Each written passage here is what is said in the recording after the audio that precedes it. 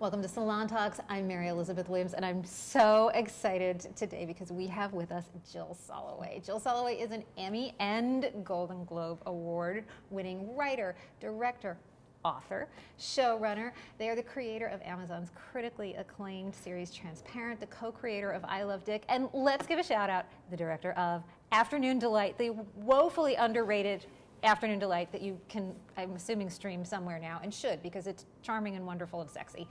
They have a brand new book out now, and it is called She Wants It: Desire, Power, and Toppling the Patriarchy.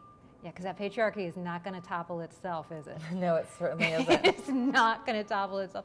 Jill, welcome. Thank you. So, this book begins with a pivotal moment in your life with a phone call that you've, I'm sure, talked about in like every interview you've done over the last 7 years now. Yeah. But this moment was the lighting of a match. Yes.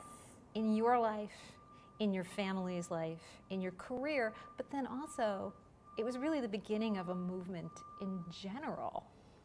Why do you think that moment of your father coming out to you as transgender female set off this, was part of setting off this revolution in gender and this conversation around gender in our culture?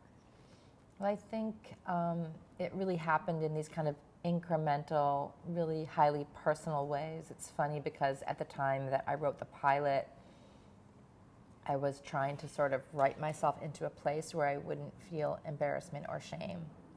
I was fictionalizing reality so I could touch it and be in it. And the exercise of just creating the Pfeffermans and having them be able to say things that maybe I couldn't say was kind of like a self-soothing process, like wrapping myself in a world where I could start to have the feelings that I couldn't really have in real life.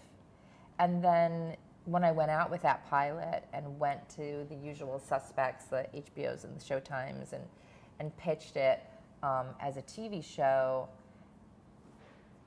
really they all passed. They all said no for different reasons, and Amazon said yes. At this point, Amazon was the place that I bought paper towels, and probably not even paper towels in bulk. It wasn't even that Amazon yet. Right, it's just books. It was probably just a book and maybe some nail clippers. And I thought, wow, this is an interesting path, but okay, like I'm gonna trust it and we'll see, you know, if it ends up not working on this Amazon shopping channel or whatever I thought it was, maybe I'll get the footage back and make a movie, make it my next movie. So I just kind of went with the process. And I think that what happened in this moment where Amazon was at a place where the risk they took by airing it matched up with my abilities as a showrunner, writer, director. I was really ready to do it at this point. I had been sort of toiling for 20 years, so I was personally ready as an artist. Amazon was absolutely ready as a platform to have something that felt different.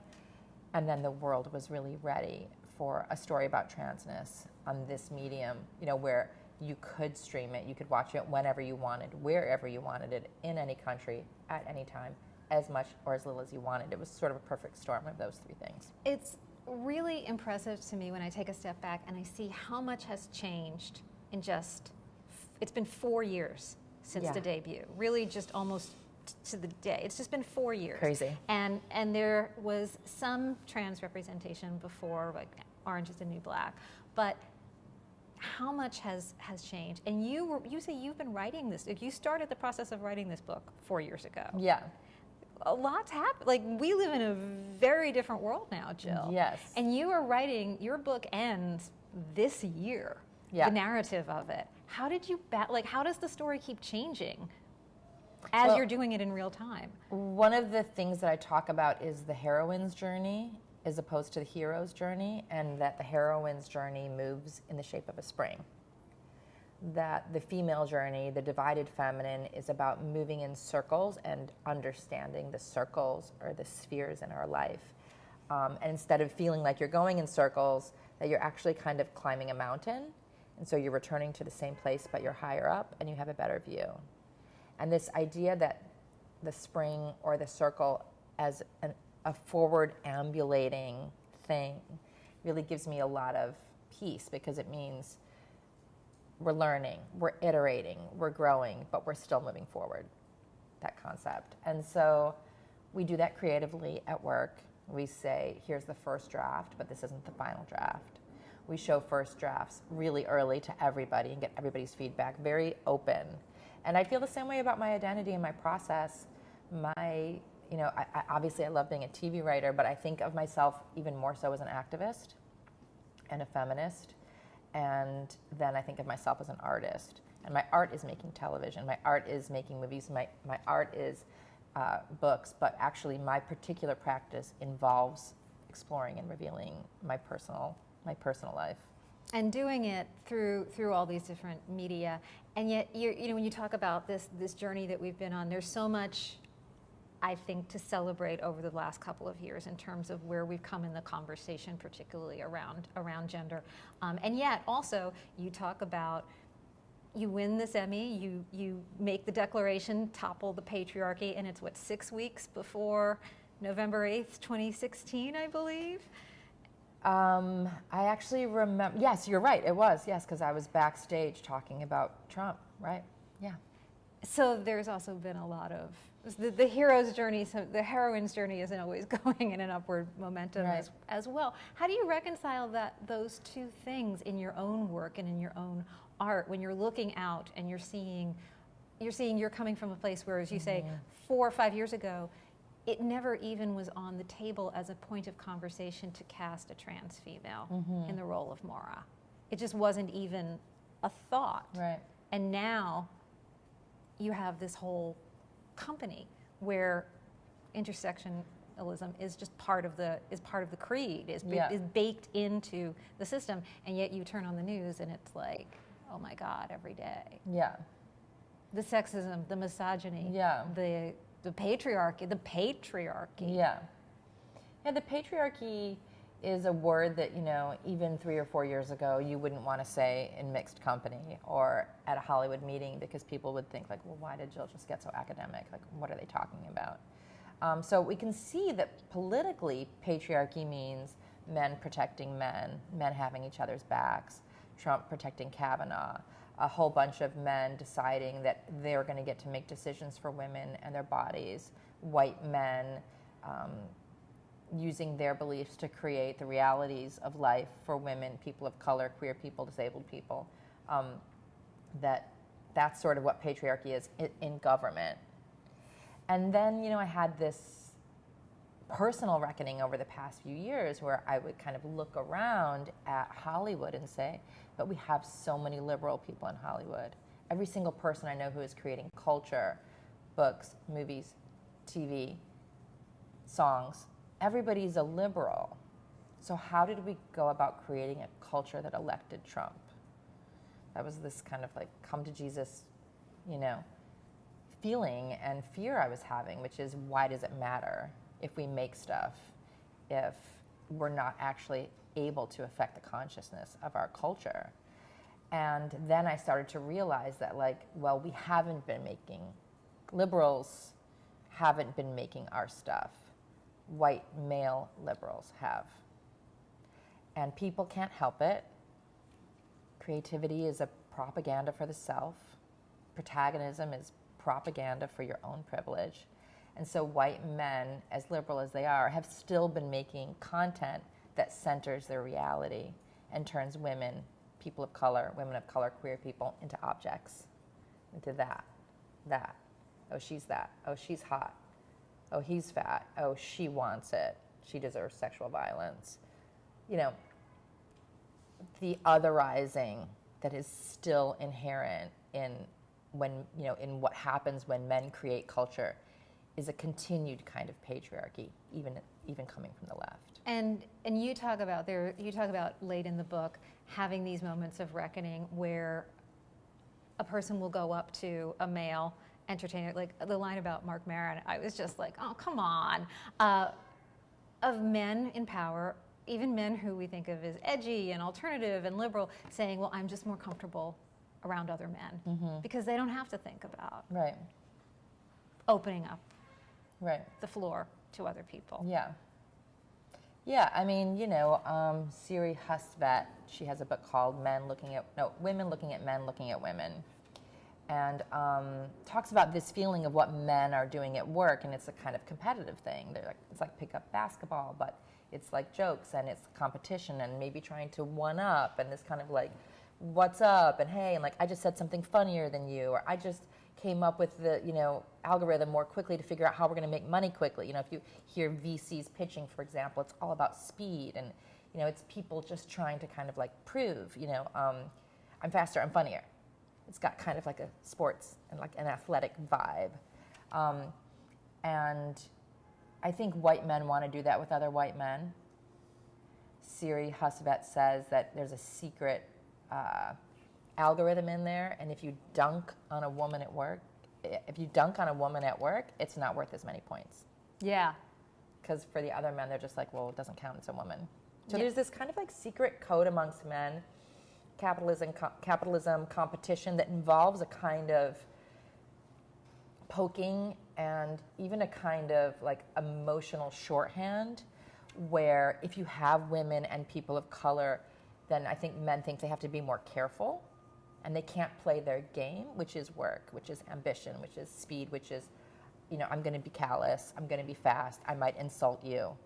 And so I think that would make sense why white men, even liberal white men, when writing comedy, would want to be surrounded by other white men, because they want to be able to just like be free and say whatever they want, and they don't feel that they can when women or people of color are in the room.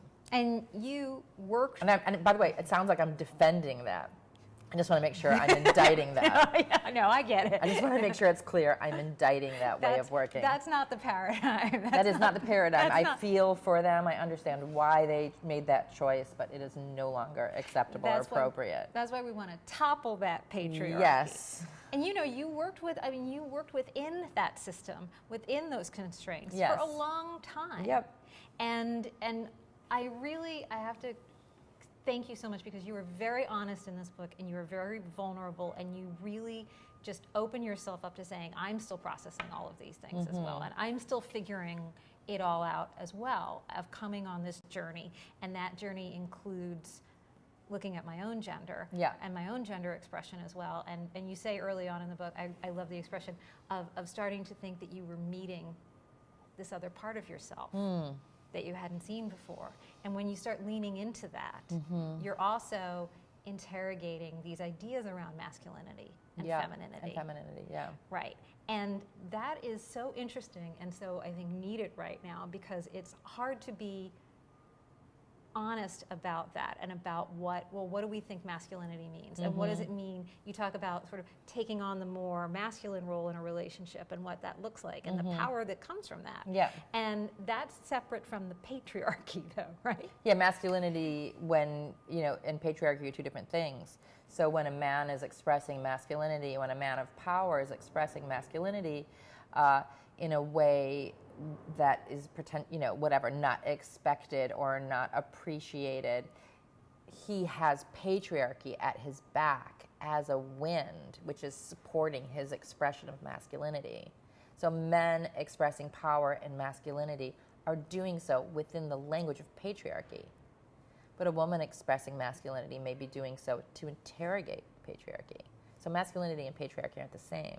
And in fact, Julia Serrano, who's an amazing trans philosopher, really hates the division that says masculinity is strong, femininity is weak, masculinity is honest, femininity is a trick. There are all these things that we think about the words masculinity and femininity, and the more you start to ask yourself what they mean, like really all of these conceptions of gender don't really ever do much to help us. They mostly separate us into groups, and in these gendered groups, the rules change, and I haven't been able to come up with a place where a separated gender group that says men only, or women only, or even for that matter, masculine people only, feminine people only. I haven't been able to come up with a place in my mind where I think that's actually something positive. Yeah, but that's still an evolution, and you talk about the way that language really can inform and empower, or by the same token, hold us back. And being at the beginning of creating this show, wrestling with the idea of this concept of cross-dressing, and saying, how do we, in this moment in history, in 2014, talk about something that was part of of your father's experience and understanding of the world a generation ago, because that was the language. Yes, straight. A lot of trans women who grew up thinking they were straight men also found that the closest identity to what they felt like was what people would call cross-dressers in those days. And talking about, and then the evolution of that to talking about transsexual, and then evolving now to this place where we can use words like non-binary and genderqueer. And you see what's happened once we have these words, then people start using them and saying, oh, that's what I am. That's what I feel like, right? That's what I feel like. There's going to be an M and an F, and then there's an X on the driver's license as a choice. I think in New York, they've done it in California. I think New York is offering the X box on birth certificates? Birth certificates, yeah. You know, just the fact that you can choose it. So somebody like me who's very actively saying I identify as non-binary, I use the they pronouns, I can go down to the DMV in California and say, let's change my gender marker to X. And I can do so, you know, very proudly and easily because of my privilege. But I think there are a lot of people who really wouldn't necessarily vigorously go grab that X marker, but when asked to complete a form in a private place, might then say, well, wait a second, what is this other one? What is this other thing that leaves space for both? And those people could be people like really butch lesbians. That could be people like drag queens. That could be people who just internally feel very much both gender or the opposite gender they were assigned at birth. And who knows, they may find themselves checking that X box. And it's my belief that it's possible that this could create a new class of people who connect around a certain way of feeling other.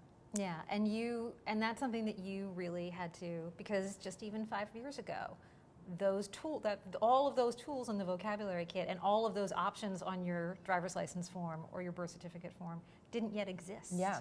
And you're really part of changing that conversation and being, in some ways, the canary in the coal mine yourself and being so open about it. Thanks. Yeah, I feel in some ways like I'm sacrificing myself and my privacy to be that canary.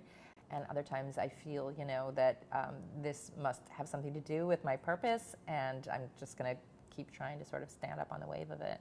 And yeah, and just like I said, it's really interesting reading a book from someone who says, like, I still don't have all the answers. And there's a moment late in the book that I really love, and I was talking to my daughter about, where you're talking with your mappa and you just say, you know, we're all just trying to figure it out. And giving each other the space to say that, as opposed to, here's where you are, here's the box that you get put into, and you better stay in that box your whole life. Yeah. As opposed to maybe there's something outside the box. Yeah. So in part of toppling the patriarchy, which is not about being male or female, but just the entity itself, it's a year ago. You're excited about the patriarchy starting to come down, and then, Jill, you start to realize that maybe the calls are coming from inside your house. Yeah, that's a good way of putting it. And it's a chapter in your book that you call "Oh Fuck," and you're also writing the book while this is experienced. Yes, that's true. How does that happen when it's all hitting the fan at the same time? Yeah, well, I think I wasn't exactly writing right when it was happening, because I think my first response was, I can't write a book anymore. I have to just hide under the sand because this is too overwhelming. And I don't know what happened, because when I yelled "Topple the Patriarchy" on stage, I didn't expect any of it to come toppling down atop me and us and our show.